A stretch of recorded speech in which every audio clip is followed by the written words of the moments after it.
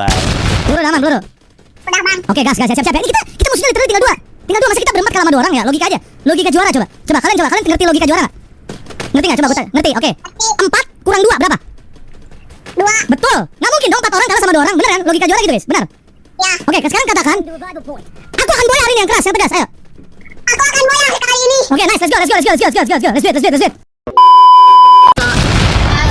Assalamualaikum warahmatullahi wabarakatuh. Perkenalkan, kami dari kelompok 2. Di sini kami akan membuat video mengenai peristiwa Indonesia yang dijajah oleh negara Portugis. Sebelum kami memperlihatkan peristiwa tersebut, alangkah baiknya kami memperkenalkan diri masing-masing terlebih dahulu. Perkenalkan, saya Dwi Resifa sebagai ketua kelompok 2. Perkenalkan, saya Zahra de Octavia sebagai anggota. Perkenalkan, saya Kamila Resifa sebagai anggota. Saya Fajar Wijaya sebagai anggota. Saya Muhammad Fajri sebagai anggota. Saya Andri dan Diko sebagai anggota. Baik, setelah masing-masing anggota dan ketuanya memperkenalkan diri, jangan lupa untuk menonton video kami selanjutnya dan jangan di skip. Terima kasih. Jadi di sini kami akan memberikan informasi sedikit mengenai ketika peristiwa Indonesia dijajah oleh negara Portugis. Portugis datang ke Indonesia untuk menjajah Indonesia. Portugis datang di awal abad ke-16, tepatnya pada tahun 1512.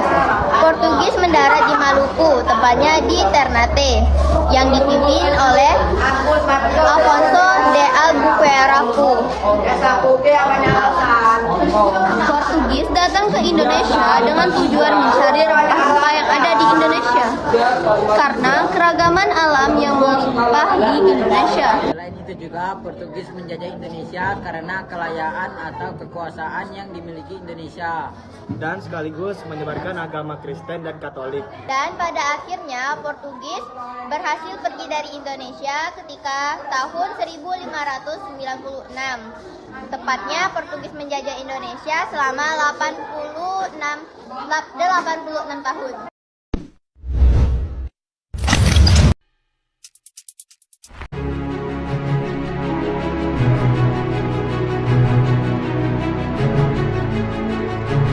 Pada awal abad ke-16, kerajaan Portugis tengah bersaing ketat dengan Spanyol untuk menguasai jalur perdagangan rempah-rempah dunia. Pada tahun 1498, Kapten Vasco da Gama berhasil mencapai pantai India setelah mengelilingi Afrika, membuka jalan baru bagi bangsa Eropa untuk menjangkau wilayah Asia Tenggara.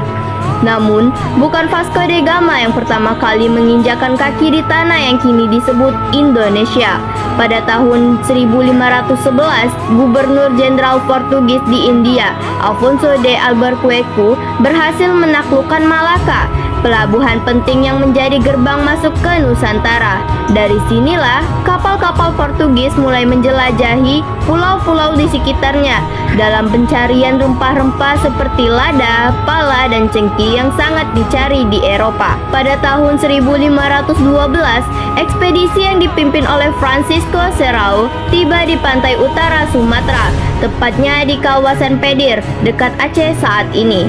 Mereka segera melakukan perdagangan dengan penguasa lokal, membawa pulang kapal penuh rempah-rempah yang membuat pedagang Portugis semakin tertarik dengan kekayaan Nusantara. Tak lama kemudian, pada tahun 1513, kapal Portugis pertama mencapai Pulau Jawa. Mereka mampir di pelabuhan Banten dan Cirebon, di mana mereka bertemu dengan penguasa lokal yang terbuka untuk berdagang. Namun, hubungan mereka tidak selalu mulus. Terkadang terjadi perselisihan karena perbedaan budaya dan upaya Portugis untuk menyebarkan agama Kristen. Maluku yang dikenal sebagai Kepulauan Rempah menjadi target utama Portugis. Pada tahun 1512, kapal yang dipimpin oleh Antonio de Abreu dan Francisco Serrao mencapai Pulau Ternate dan Tidore. Kedua kerajaan ini saat itu bersaing untuk menguasai pedagang lada, sehingga penguasa Ternate menyambut baik kedatangan Portugis dengan harapan mendapatkan bantuan militer melawan Tidore. Pada tahun 1522, Portugis membangun benteng pertama di Maluku, yaitu Benteng São João Baptista di Ternate. Benteng ini menjadi markas utama aktivitas mereka di kawasan tersebut, memungkinkan mereka untuk mengendalikan sebagian besar perdagangan rempah-rempah dari Maluku ke Eropa. Suksesan Portugis tidak berlangsung sendirian. Pedagang Muslim dari Gujarat, India, dan juga dari kerajaan-kerajaan lokal seperti Aceh dan Makassar mulai bersaing dengan mereka. Selain itu, Spanyol juga memasuki adegan setelah Fernando Magallanes mencapai Filipina pada tahun 1521. Pada tanggal 1529, melalui perjanjian Zaragoza, Portugis dan Spanyol membatasi wilayah pengaruh masing-masing. Portugis menguasai wilayah sebelah barat garis batas yang telah ditetapkan, termasuk seluruh Nusantara, sementara Spanyol menguasai wilayah sebelah timur seperti Filipina. Namun, persaingan tetap berlanjut dengan kekuatan lain di kawasan. Selama abad ke-16, Portugis memperluas wilayah pengaruh mereka dengan membangun benteng-benteng di berbagai tempat seperti Benteng Victoria di Ambon pada tahun 1575 dan beberapa benteng kecil di Sulawesi. Mereka juga mencoba menyebarkan agama Kristen dengan mengirimkan uskup dan biarawan ke berbagai daerah. Berbagai orang lokal memang memeluk agama baru, tetapi sebagian besar tetap memeluk agama Islam atau agama tradisional mereka. Namun, Portugis menghadapi banyak masalah. Jumlah mereka yang tinggal di Indonesia sangat sedikit, sehingga sulit mengendalikan wilayah yang luas.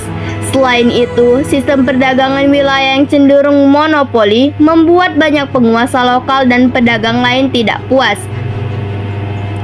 Pada pertengahan abad ke-16, kekuatan Portugis mulai melemah. Pada tahun 1575, kerajaan Ternate yang sebelumnya menjadi sekutu mereka berbalik arah dan menyerang benteng Portugis di sana. Setelah perang yang berkepanjangan, Portugis terpaksa meninggalkan Ternate pada tahun 1579 dan pindah ke Ambon. Selain itu, munculnya kekuatan baru dari Belanda dan Inggris di awal abad ke-17. Semakin memperparah posisi Portugis, kedua negara tersebut memiliki kapal dan pasukan yang lebih kuat, serta sistem perdagangan yang lebih efisien. Pada tahun 1605, Belanda berhasil menaklukkan benteng Portugis di Ambon, menjadi tonggak awal kemunduran besar pengaruh Portugis di Indonesia. Perlawanan terhadap Portugis terus berlanjut di berbagai daerah. Pada tahun 1613, mereka kehilangan benteng di Tidore. Pada tahun 1651, Belanda menaklukkan benteng terakhir Portugis di Sulawesi. Hanya sedikit wilayah kecil yang masih mereka kuasai, seperti Timor, yang mereka jaga hingga abad ke-20. Meskipun pengaruh politik dan militer mereka akhirnya sirna, jejak Portugis tetap terlihat di Indonesia hingga saat ini. Banyak kata dalam bahasa Indonesia yang berasal dari bahasa Portugis, seperti meja, kamar, bola, sepatu, dan gereja. Selain itu, beberapa tradisi dan budaya tertentu di daerah yang pernah mereka kuasai juga terpengaruh oleh budaya Portugis. Perjalanan penjelajahan Portugis di Indonesia mungkin hanya berlangsung selama beberapa abad, tetapi mereka telah membuka jalan bagi hubungan antara Eropa dan Nusantara yang mengubah wajah dunia perdagangan dan budaya.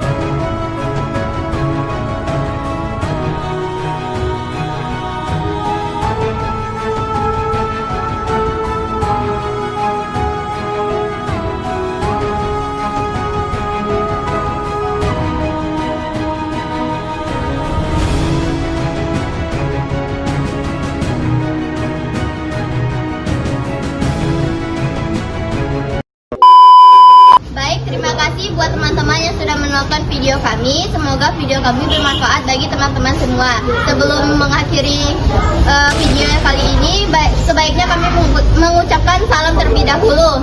Assalamualaikum.